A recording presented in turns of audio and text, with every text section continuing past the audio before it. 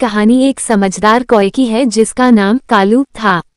कालू बहुत होशियार और चतुर कौवा था और उसकी समझदारी की कहानियां पूरे जंगल में मशहूर थीं। एक दिन कालू ने फैसला किया कि वो नए इलाके की सैर करेगा और नए दोस्त बनाएगा।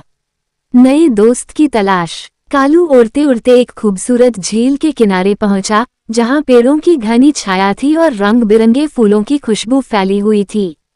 वहां उसे एक छोटा सा खरगोश छोटू मिला, जो अकेला बैठा हुआ उदास लग रहा था। कालू ने उससे पूछा, तुम इतने उदास क्यों हो? छोटू ने जवाब दिया, मेरे दोस्त यहाँ नहीं है और मुझे किसी के साथ खेलना भी नहीं आता। दोस्ती और मदद। कालू ने छोटू को दिलासा दिया और कहा, मैं तुम्हारा दोस्त बन सकता हूँ और तुम्हें सिखा सकता हूँ कि नए दोस्त कैसे बनाए जाते हैं।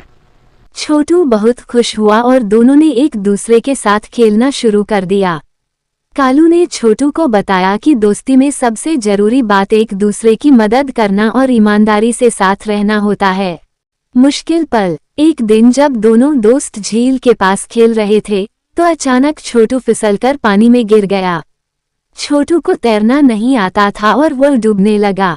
कालू ने तुरंत अपनी समझदारी से काम लिया और ऊंची आवाज में दूसरे जानवरों को बुलाना शुरू किया।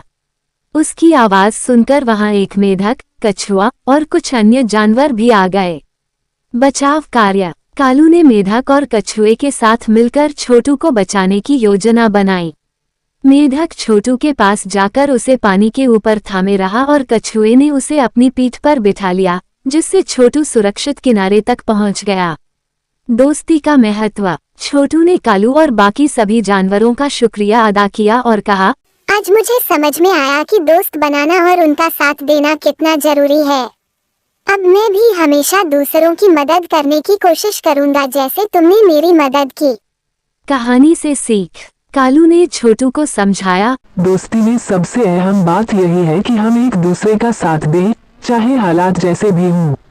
सीख। इस कहानी से हमें ये सीख मिलती है कि दोस्ती में सच्चाई और वफादारी सबसे अहम होते हैं।